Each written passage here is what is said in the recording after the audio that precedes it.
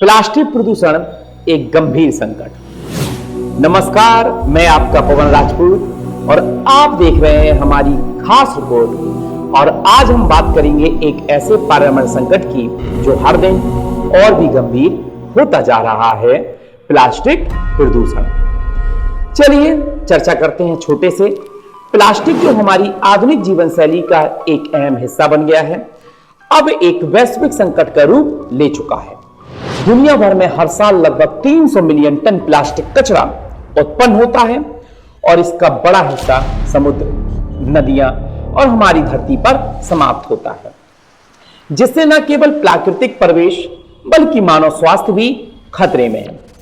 अब इससे क्या प्रभाव होता है उस पे, समुद्री जीवन पर या समुद्र में फेंके गए प्लास्टिक के कारण समुद्री जीवन काफी गंभीर संकट में है। हर साल लाखों समुद्री जीव जैसे कछुए, मछली और समुद्रियां पक्षी प्लास्टिक खाने के कारण मर जाते हैं। समुद्री जीव प्लास्टिक को भोजन समझकर निगल जाते हैं, जिससे कि उनकी आंतरिक अंग क्षतिग्रस्त हो जाते हैं और अंततः उनकी मौत हो जाती है। इससे आप और हम भी सुरक्षित नहीं है। मानो प्लास्टिक प्रदूषण हमारे भोजन और पानी में भी प्रवेश कर चुका है। माइक्रो प्लास्टिक, छोटे छोटे प्लास्टिक के कण जो हमारी जल आपूर्ति में मिल रहे हैं, और शोधकर्ताओं का यह मानना है कि माइक्रो प्लास्टिक हमारे स्वास्थ्य के लिए गंभीर खतरा हो सकते हैं, जैसे कि कैंसर, हमारे मानव शरीर के हार्मोन्स असंतुलन और अन्य गंभीर बीमारियां जन्म ले रही हैं। पर्यावरण पर भी प्रभाव। प्लास्टिक कचरा जो हमारे और आपके द्वारा ठीक से समाप्त नहीं किया जाता, भूमि और जल स्रोतों को प्रदूषित करता है और पर्यावरण चक्र को बाधित करता है और मिट्टी की उर्वरता को कम करता है। इसके अलावा प्लास्टिक के विघटन में सैकड़ों साल लग जाते हैं, जिससे यह प्रदूषण लंबे समय तक बना रहता है। समाधान क्या होना चाहिए, प्रयास क्या करना चाहिए, उसको भी देखते हैं। हमें इस संकट से निपटने के लिए कुछ उपाय हैं जो मैं आपको बताने का प्रयास करता हूं।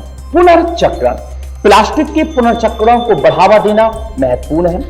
हमें यह सुनिश्चित करना चाहिए कि प्लास्टिक कचरा उचित रूप से एकत्रित और पुनर्चक्रित हो सके।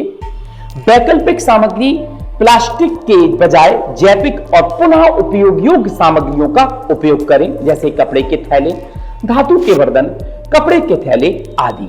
सरकार की नीतियां, सरकार को कठोर नीतियां लागू करनी चाहिए जो प्लास्टिक उत्पादन और उपयोग दोनों को सीमित करे। इसके अलावा प्लास्टिक कचरे के प्रबंधन के लिए ठोस ढांचा तैयार करना चाहिए।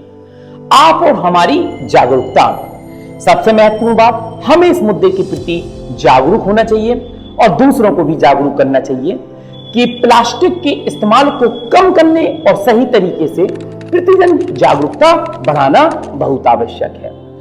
चलिए अंत में निष्कर्ष में बात कर लेते हैं। प्लास्टिक प्रदूषण एक ऐसा मुद्दा है जिसे हम नजरअंदाज नहीं कर सकते और यह हमारी आने वाली पीढ़ियों के लिए एक सुरक्षित और स्वच्छ पर्यावरण सुनिश्चित करने का समय है। हमें मिलकर इस संकट का समाधान खोजना होगा और अपनी जीवन शैली में बदलाव लाना होगा। धन्यवाद। आप देख रहे थे हमारी खास रिपोर्ट। जय हिंद, जय भारत।